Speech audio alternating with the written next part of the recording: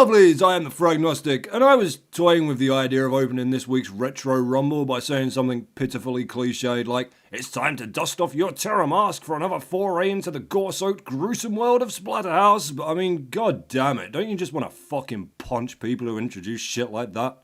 Oh, we're dusting off our whips for Indiana Jones and the Kingdom of the Crystal Skull. Shut up! Why are you taking a whip to the cinema? The fuck is the matter with you? You sad freak! So, let's cut the horse shit and jump straight into the intro for Splatterhouse 2, Namco's 1992 Sega Genesis exclusive sequel to the original arcade horror beat-em-up. It's been 3 months since your escape, haunted by guilt and tormented by nightmares. Nightmares of Jennifer's screams and the infernal temptations of the mask. And there's your girlfriend who you punched to death in the first game, begging for help and screaming in hell. Happy anniversary, baby. Call me. She doesn't have to die, Rick. There's the terror mask, no dusting required, which has changed from its initial Friday the 13th inspired hockey mask appearance to a full-blown grinning skull now.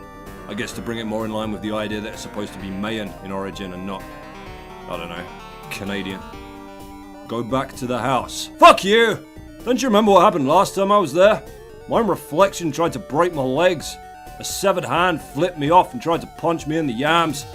A poltergeist possessed an entire room and threw a candle at me. A candle! I could have been lightly wounded. But yeah, of course we'll go back to the house. We haven't got a damn game otherwise, have we? And we get quite a long pan past this tree of hanging Jawas right now, so I'll take this opportunity to address what I'm sure some of you are wondering. Where in the fuck is the second part of Castlevania 3, you flaky British dipshit? Lovelies, you better wind that tone in before I punch my way inside of you and wear you to church next Sunday. But to answer your question honestly, I kind of forgot there was an extra ending I needed to get, so it needed one more playthrough to seal the deal. So it'll be with you all, neat and finished, in a pretty pink bow this very Thursday. I'll find you there. Well, I mean, if you can travel, do you not want to come here? We could save on fuel. Only I can give you the power. Okay, so, a couple of important things to ponder here. First, this isn't the mansion that we burned to the ground by beast punching it in the uterus back in the original game. This house is referred to in the Japanese version as Shin Splatterhouse, and the manual clues you in a little bit on its probable owner, a certain Dr. Muller, who was at some point conducting similar experiments with the terror mask to Dr. Herbert West. Now, it's a bit of a crossover to make, as the Japanese plot differs from the US and European plot fairly significantly, but we'll go over that on the way. Pack your shit, we're off and away. Just jack this masked motherfucker up to a suitable difficulty for the gaming prodigy you know and love as Fraggers. I'm not here to shortchange your lovelies. This is called Retro Rumble, not Retro Relaxation or Retro Rectum Tickles.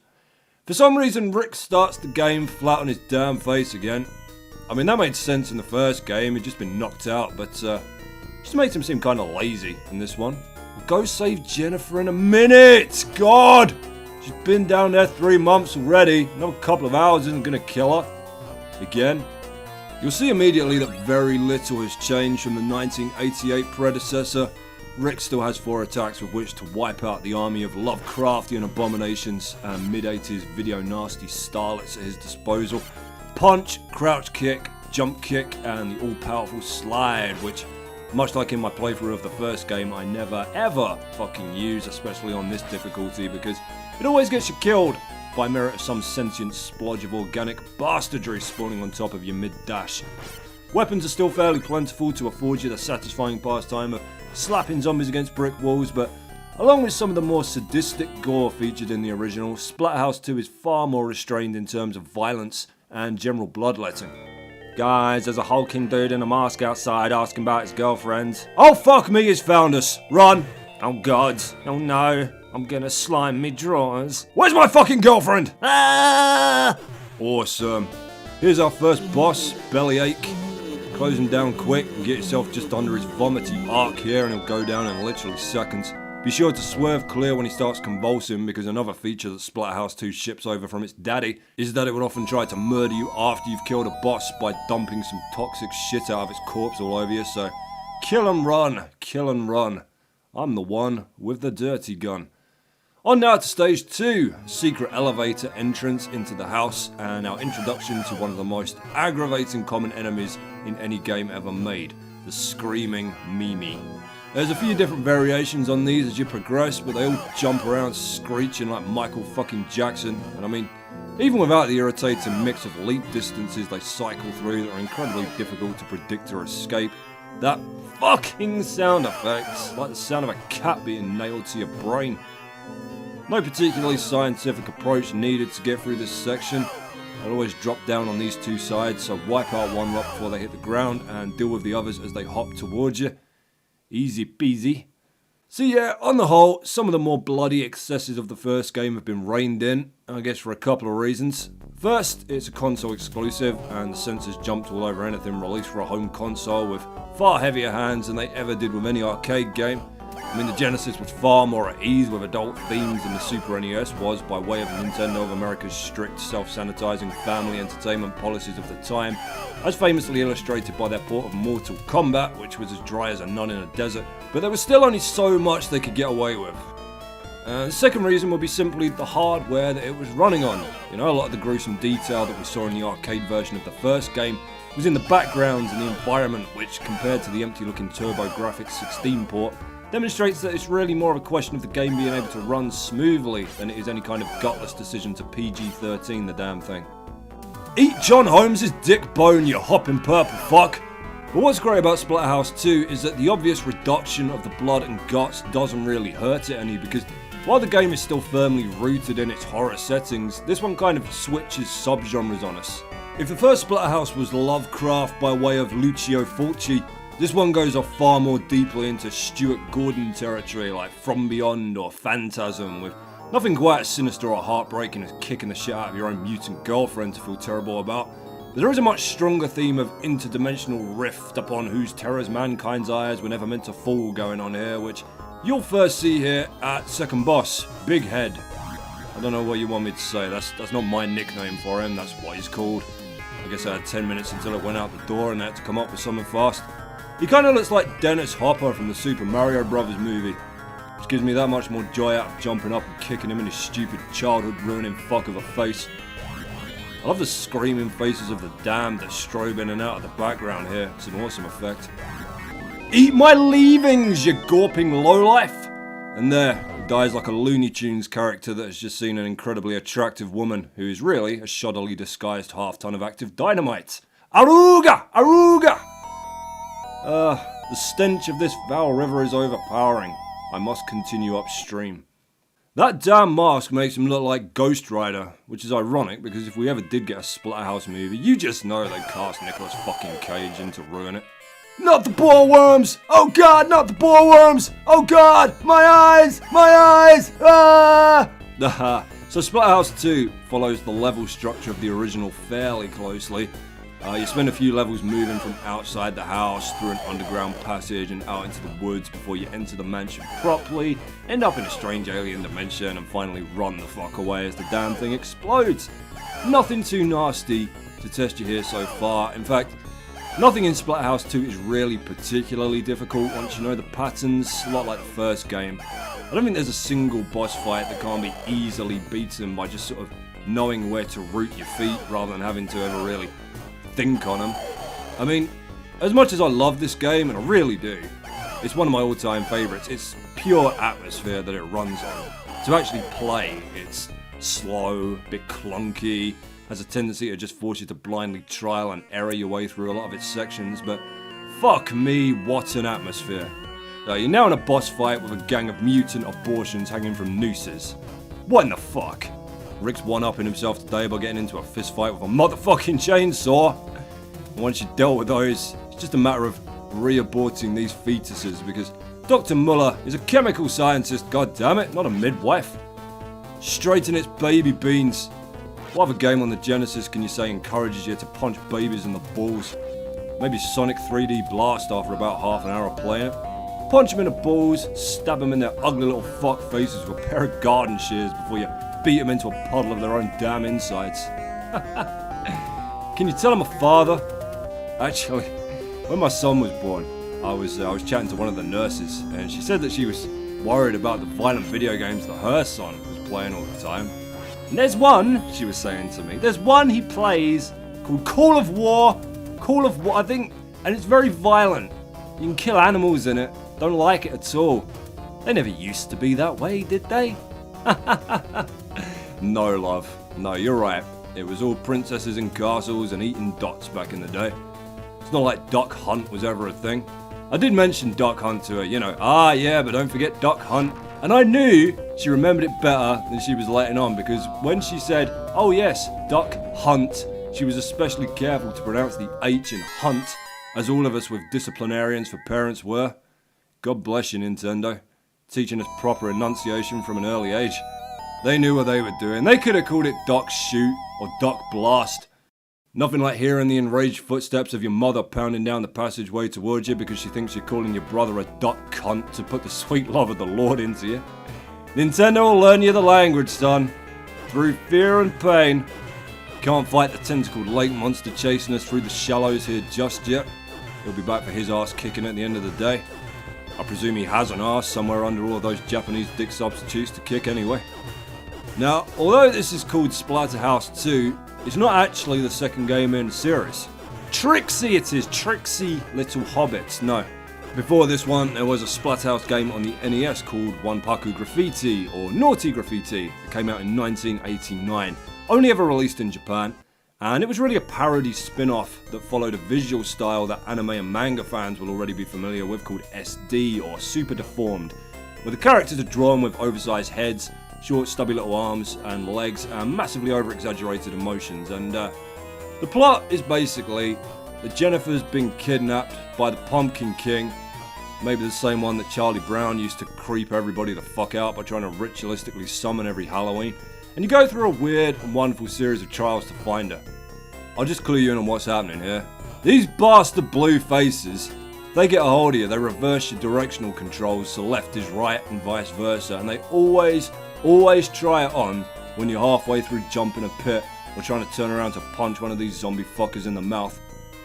It's actually safer to let a few get hold of you at once, because then you know you got a sort of countdown for when your regular controls are coming back, and they're not just going to dump you down a bloody hole.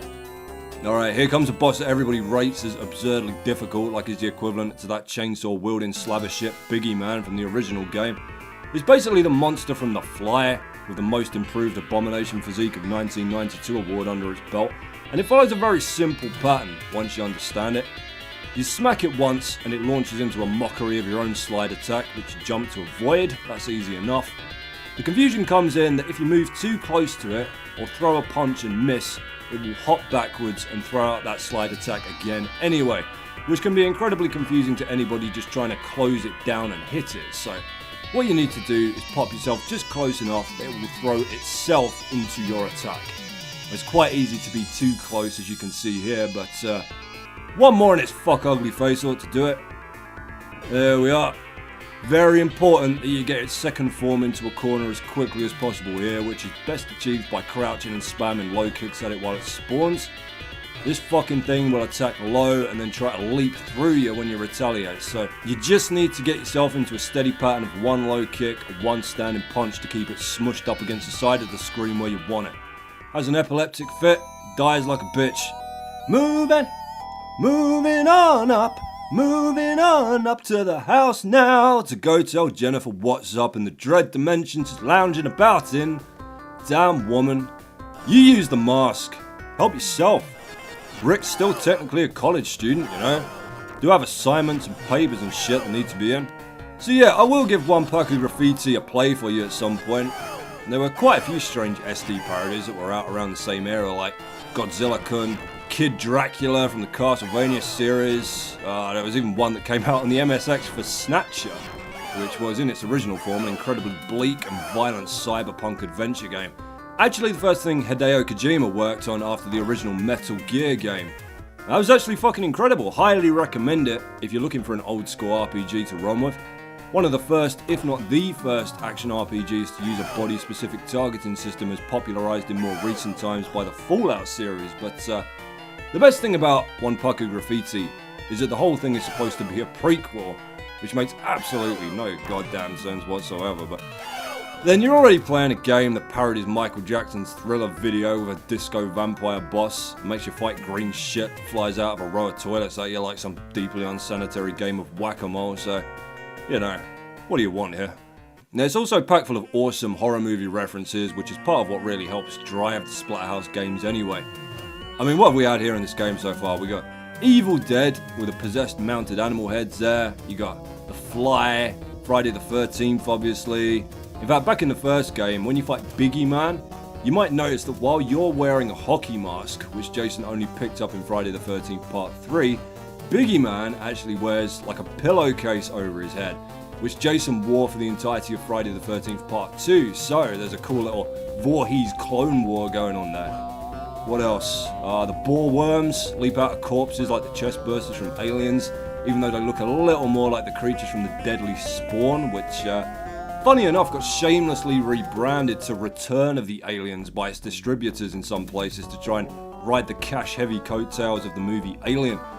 That was a hilariously common practice back in the 70s and 80s, and my favourite example of it is to do with a 1972 movie called La Noche del Terror Ciego, or The Night of the Blind Terror, excuse my pronunciation, released worldwide as Tombs of the Blind Dead, and it was basically about a bunch of zombie Templar knights who've had their eyes picked out by crows as living punishment for conducting evil devil-worshipping rituals back in their time.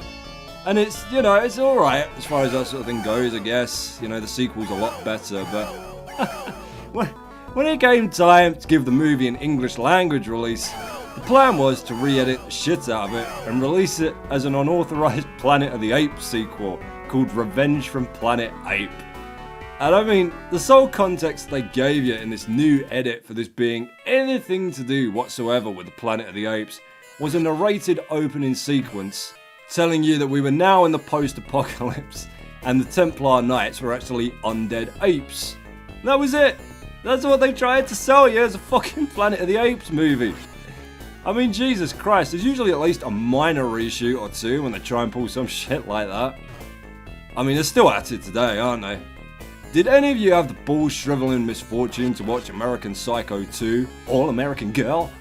Did you know that right the way through filming that, up until its point of release, the film's lead, Mila Kunis, had absolutely no idea that it was going to be branded an American Psycho sequel. It was shot under the title The Girl That Wouldn't Die, and then seemingly at the last minute, Lionsgate added that god-awful opening scene where she kills Patrick Bateman as a child to link it to the first movie. Alright, the Mad Doctor in this stage isn't officially named, but there's a convincing fan theory that puts him as Dr. Muller. Of course, this is a console game, so short of an RPG. The idea that you'd actually get any actual plot outside of the manual was a rare and laughable concept, but the game manual itself is largely written as a journal by Dr. Muller that details a few of the creatures and weapons in the game that he starts listing after becoming paranoid over strange shapes shifting around in the woods near his house. Also tells you not to crush your game cartridges or submerge them in water, which I think we can all agree dispels the myth once and for all that the Atlantic salmon is better at gaming than people. Fuck you, Atlantic salmon! European manuals were always god-awful back in the day compared to the US ones. We had all of our English language instructions and pictures squashed up onto one tiny column on the side of the booklet to make room for a bunch of other continental gobbledygook bullshit that nobody cared about, like French, German, Spanish, Portuguese, bloody Welsh. Anything they could shoehorn in there. Swear to God, they had one column in Baduki once. Those motherfuckers didn't even get electricity till like 5 years ago. Alright, this is where the Japanese story starts to differ fairly significantly from the localization here. By the time we're crossing the room, we've learned that the mask has guided us here to perform a ritual to bring Jennifer back from the land of the dead, rather than the void that we're about to jump into being any kind of extension of the house itself. And really, in the Japanese version, the terror mask seems to be a lot more altruistic. It's kind of a model as to what the mask's actual motives are for helping Rick until Namco made any sort of canonical effort to tie it up in the third game. There's a scene straight from the deeply underappreciated 1989 horror spectacular The Dead Pit with Stephen Gregory Foster. You might remember as the co-pilot on the plane that crashes and kills everybody in Die Hard 2. Well, you left the door to the land of the dead wide open, and its inhabitants certainly aren't going to waste the opportunity. Here's another boss that's all pattern memory. The hands you can see coming, they're not a big deal. It's these screaming faces that you'll need a couple of goes round to nail down. Some come down on top of you, some fly at your shins, some try to drop behind you, knock you in the back. There's just no way to predict in advance what way they're going to come at you. And there's an incredibly irritating section right after this fight that takes that concept to ludicrous extremes. Last form now, and it's a head dragging what looks like 3 brains behind it. I'm the smartest severed head in the world! One punch and he's had more than enough for today. Oh dear. That looked like it might start some sort of uprising. We'll have to go and beat him to death before we leave. That looks like a very dangerous shoelace to leave untied. God damn it, I hate this fucking stage. Right, like the previous boss, you need to know exactly where these tiny floating heads are coming from because you have 0 time to adjust yourself here. Main difference being that the boss was over relatively quickly and this grinds on forever. I honestly don't know what I detest more, this or that goddamn birth canal marathon from the first game.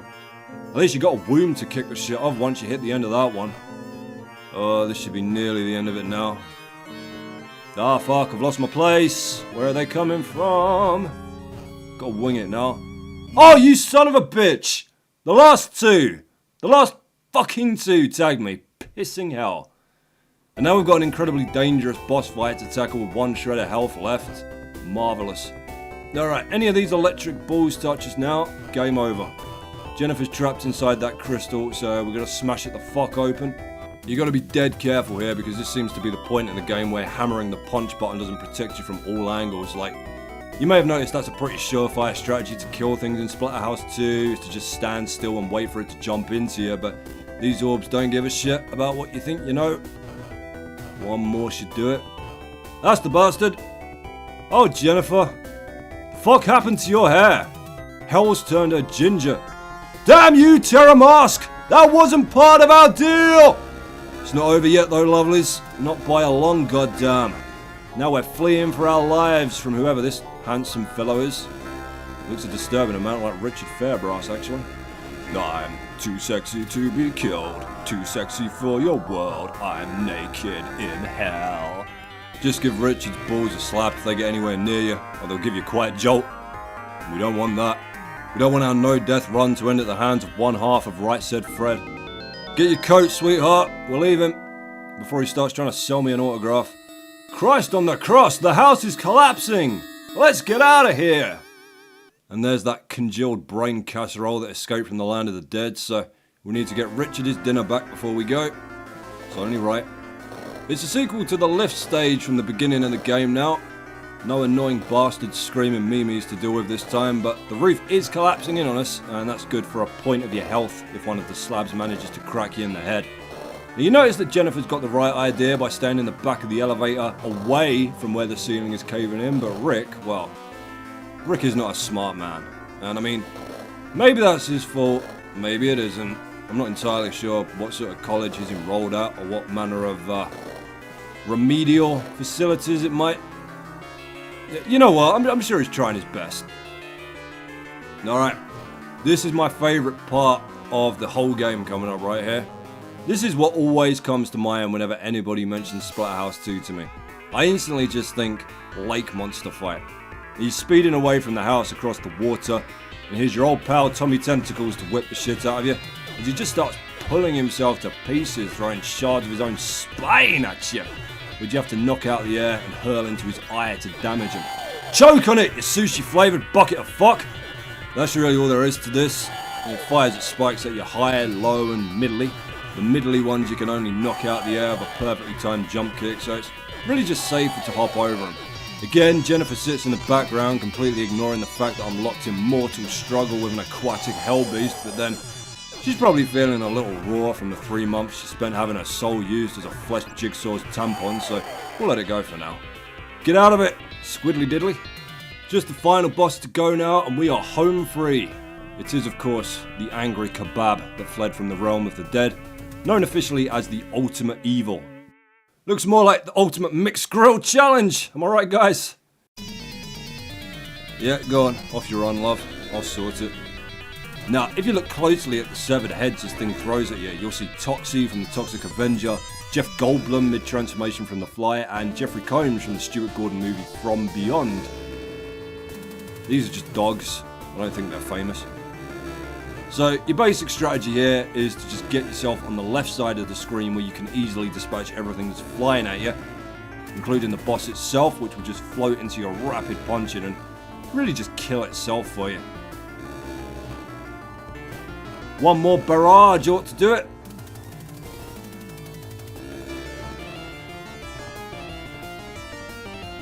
Alright, now you get its far more irritating final form, which is a winged head.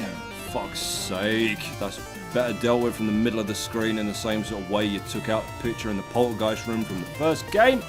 Just do your best to keep up with what side it's on, and your fists will do the rest. And there we go! Splatterhouse 2, done and bloody dusted. Oh, goodness me.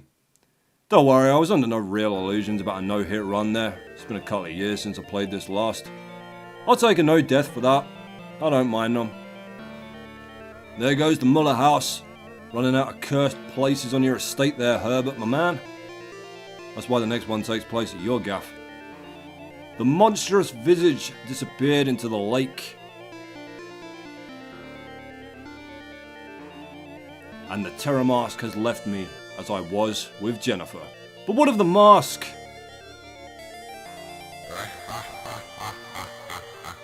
As long as that mask remains, it can happen again. Well, there she goes, boys. One of the last games with any true degree of freedom of expression to be released into the console market. For you see, the very same year as Splatterhouse 2, out came the double-footed dropkick to the balls of the Democrat Senator Joe Lieberman called Mortal Kombat and Night Trap. Now they would prove to be the final streak of piss over the mark of good taste for the Senator, and he spearheaded a successful campaign to force the creation of an age-relevant rating system for any title appearing on home consoles. Now Sega created their own disastrous rating board first of all, the Video Game Ratings Council, and attempted to self-police itself to widely critical reception. In fact, Splatterhouse 3 was one of the first games to receive an official rating from the VRC, which laughably deemed it suitable for 13-year-olds. And despite recruiting its members from experts in psychology, sociology, education and child behaviour, the VRC's ratings were usually incredibly vague, inconsistent, and barely ever featured in the actual advertisements for the games. All of which came to a head in 1994 with the creation of the Entertainment Software Ratings Board, or the ESRB, which we still use today. Papaya, Jesus Christ, they're not even trying anymore, are they? 100 Taro, my word. Keep them taxes down, hey boys, don't declare a thing. I'm clinging on till the bitter end here so that you can see your bonus post-credit stinger that we both worked so hard for. Oh, the end. Yes, of course, the end. My goodness, that's a hideous attempt at a T and an H there, isn't it? That's your fault, papaya. I demand seppuku. I demand your crimes be answered for. Any minute now, gang. No, right, here we go.